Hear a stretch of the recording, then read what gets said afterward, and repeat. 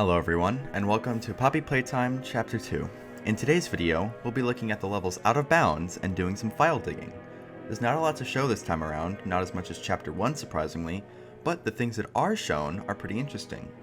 This is also the first video that I'm using my voice in, because in all honesty, I think it's a lot more boring to just use text. I'm probably going to use my voice in future videos too, but just so you know, I am not a professional voiceover, so it's probably going to suck. Anyway, let's just get on with the video. First off, in the beginning cutscene, you actually start out in a blank level on an empty plane. This is the same thing that they did in Chapter 1, because if you think about it, it's probably the easiest solution to playing an intro cutscene, like this. Something pretty interesting that I figured out is that when you go into third person, or the flying mode, whatever, your right hand disappears. I think this is because they change it in between chapters. So what I'm guessing is the blue hand is the default one, and then the other hand is what they're gonna replace every chapter, which would actually be pretty cool. And unfortunately, this hallway doesn't really lead anywhere. It kind of just leads to the void. But I guess that makes sense, right? I mean, why would they load in anything from Chapter 1 if you can't see it? Something I was kind of curious about was these ceiling tiles, but there's nothing actually up here. It's kind of just an empty hallway. But I mean, I guess that makes sense too. There's no need to have anything up there if you can't see it. And if you're curious about these doors, there's not actually anything behind them, and that's for basically every door that's locked in this chapter. A little disappointing, but, you know, I mean, you can't go in there. Something that's a little odd is this murder scene back here. If you were to go through the door, it actually leads into another room, but there's no door in that room. There's a little room behind the door, and then it leads into the hallway, but there's no door in that hallway.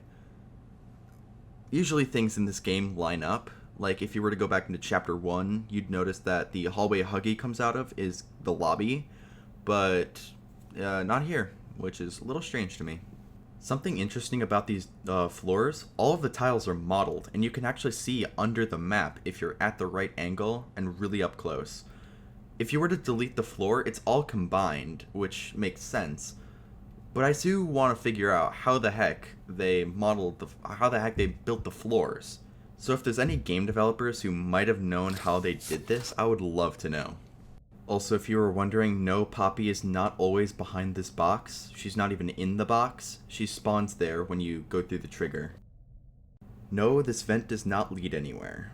You can actually see this in-game, which is a little weird that they didn't fix that. Usually they have like a black plane with fog, but it looks like a fog effect, but not this time.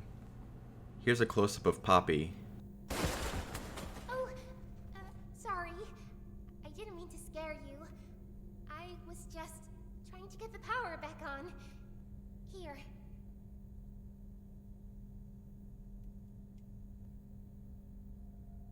Looks like in a way to optimize her hair, they added some weird dithering effect. Either that or they were just trying to make hair look good, but it kind of messes up if you're really up close to her. I don't know if you can notice this at a distance though. Also, when she stops playing her animations, she kind of just freezes in place. Her eyes still follow you, but her animations don't really change. I wanted to thank you for freeing me. I was stuck in there for so long. Thank you. I'd like to pay you back. There's a train station nearby. It needs a code, and I have it. We're gonna get out of here. As soon as you get on up here.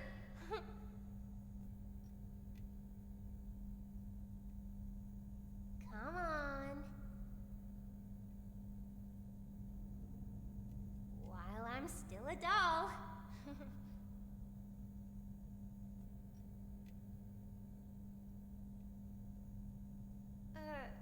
Don't you want to come with me? You're making me sad. Her mouth kind of wrinkles, which is a weird detail, but kind of cool. Also, her eyes have a surprising amount of detail, especially for how you can't really see her up close. As mentioned earlier, these doors do not lead anywhere, neither do the vents, they kind of just lead into the void, some of them into the walls.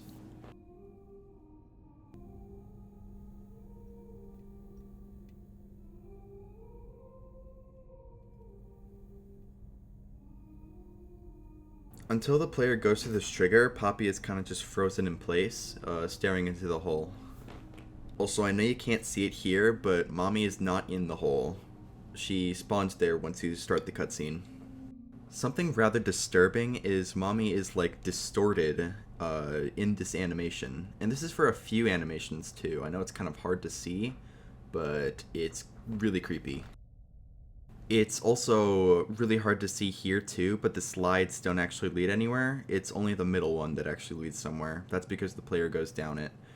I turn up my brightness later in the video, but I do not show these scenes with brightness. This light is also just behind the machine. It doesn't lead anywhere. And something interesting about this pit is that there is a few tiles that are just missing, and a few that are added on even though they don't really need to be, which is a little strange. This is another scene where Mommy is kind of messed up, and something that you'll notice is that there are two Mommies, and this is the case for a lot of the stretchy arm scenes. Instead of stretching her arm across the map, they just spawn two in. Though it is a little weird that they didn't make a separate model for her hand, they just used the full model.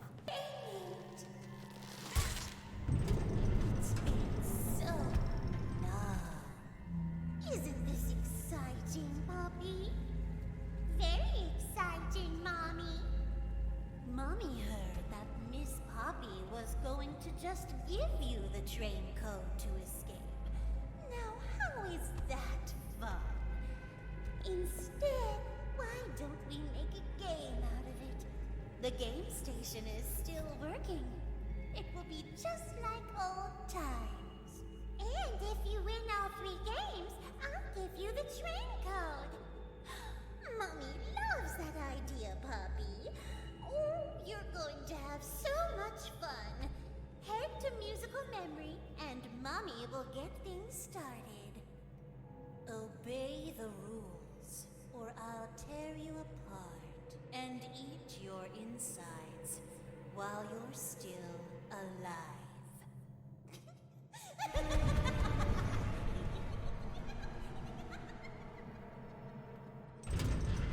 Alright, the game station. There is a surprising lack of things to show for this, but there are 3 T-posing recolored Huggy Wuggy plushies in a web, and these use the same model that the tunnel, like the Whack-A-Huggies use, which I find a little strange. They have the evil mouths and the missing teeth.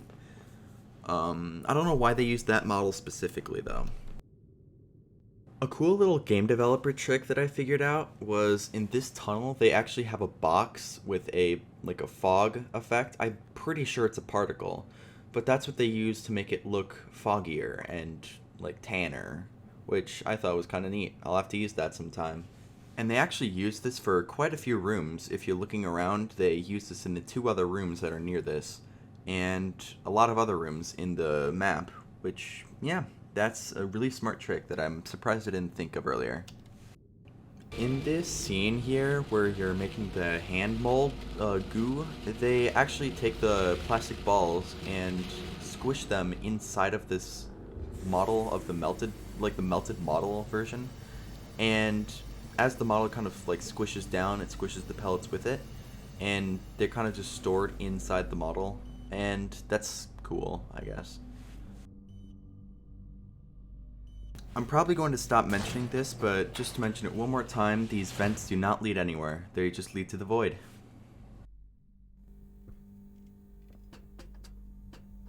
Here's a close-up of Bunzo.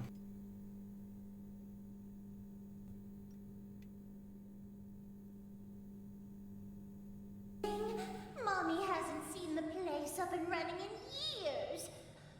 Mommy can only imagine how excited Bunzo must be. It's been such a long time since he's been able to play, to cheer, to eat. Oh, that's the dinner bell. Good luck. Mommy has decided to give you part of the code for the train. Look up. Take it. Alright, Whack-a-Huggy. So, did you know that inside of these 18 tubes, the Huggies are always there?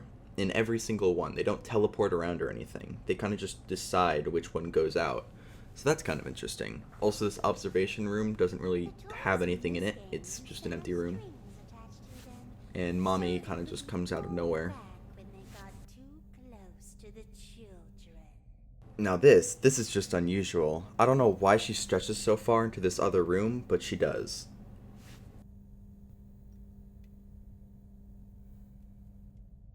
Here's a little speedrun trick.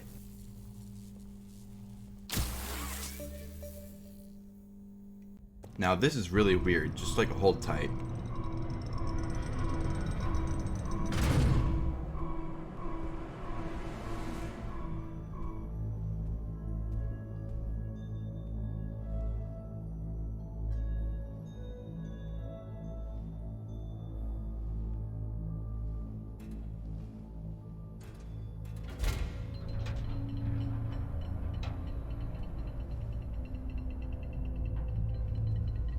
That's right, Kissy Missy uses the Scary Huggy model as a base. I don't know why they chose that one specifically, but they did, and it's really weird.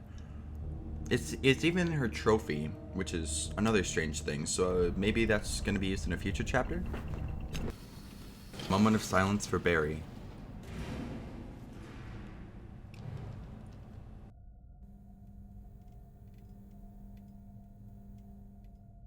They move again once the lights turn back off. The lovable PJ Pugapillar will follow you. If PJ reaches you, your test is over. That's all. Good luck.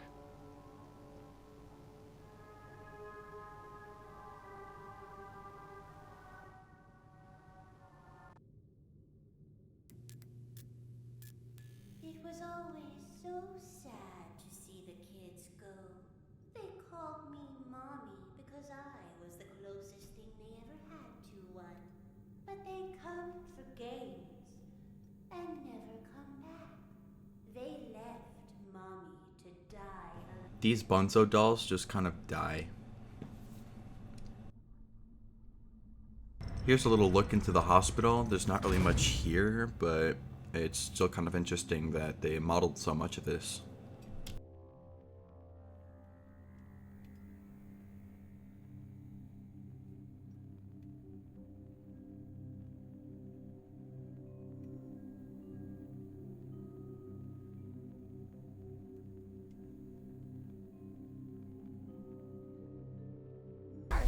Now, we're going to play one last game.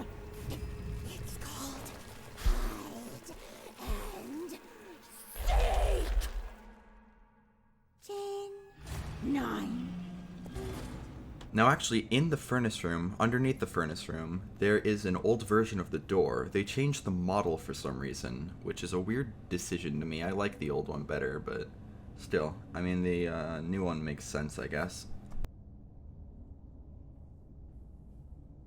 Now, I don't actually show this in the video, but if you were to look around, you can actually see multiple mommies not triggered yet, and that's a little strange. So next time you're playing the chapter and you're at this point, kind of look out for that.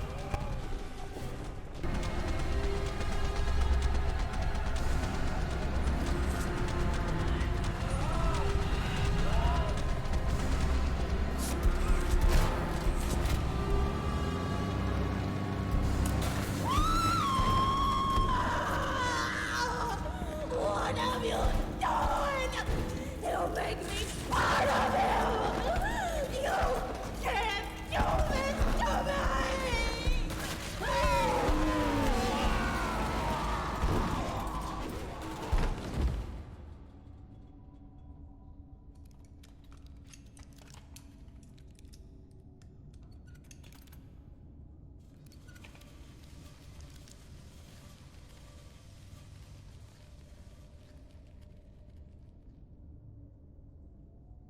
Here's a better look at that weird hand that drags Mommy away. If you were to look really closely, you can actually see it's like a mix of metal, bone, wires, and it's kind of cool in my opinion. I really like the design.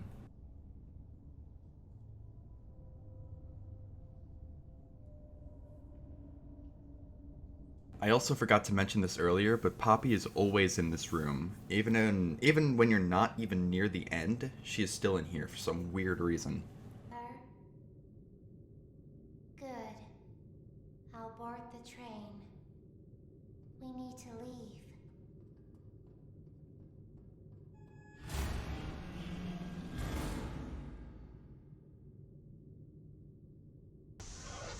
Something interesting about the train is that not only is it like moving accurately, but also at a point while it's moving, it stops moving, and then the whole level starts moving instead. I'm pretty sure this is so it can have like a really long loop, but that's still really weird. Do you know how long I've been stuck in that case? Well, things right. Terrible things have happened. But I know that whatever I need you to do. Here's the ending from another perspective.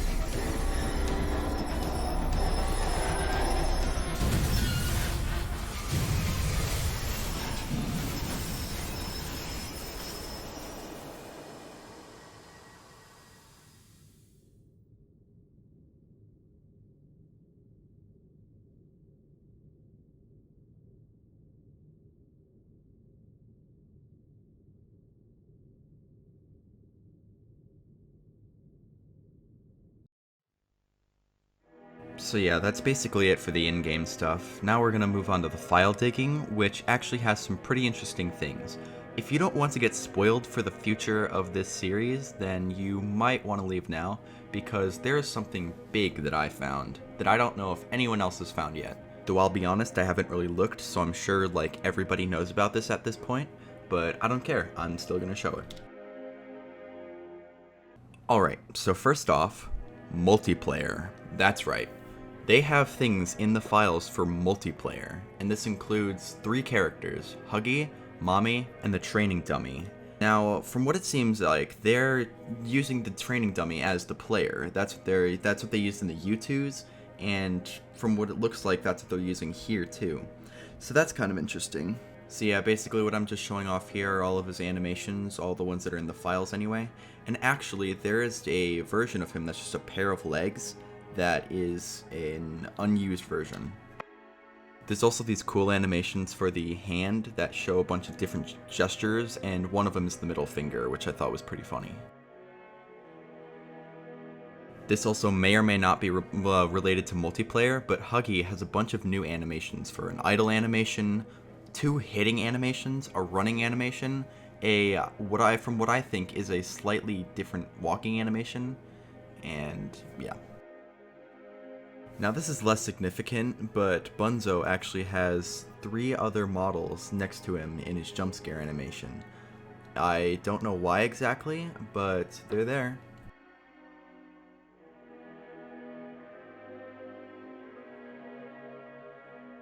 Also, I know it's really hard to tell, but there is actually an old version of the foam pit from statues, and here's the old versus the new side by side. I'm about to play 2 sounds where I'm going to show the names of the sounds, and you might recognize these after beating at least the 2 first games.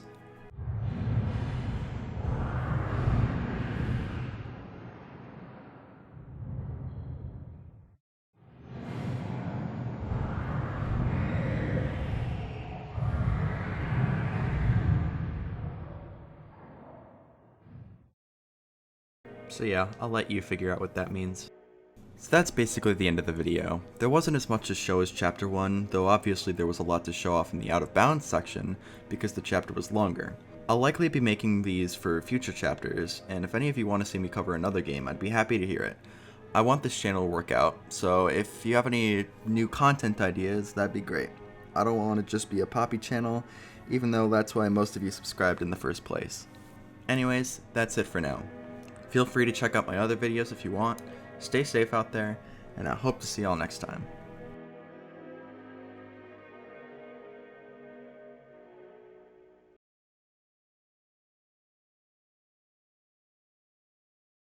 Alright, so as it turns out, I'm recording this after finishing the video. I might have actually missed some stuff that, like,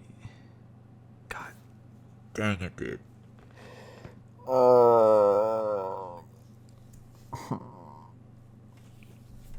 don't know, I'll probably be making a follow-up to this video if I can actually get the files open. But there's a whole bunch of files locked behind an AES key. So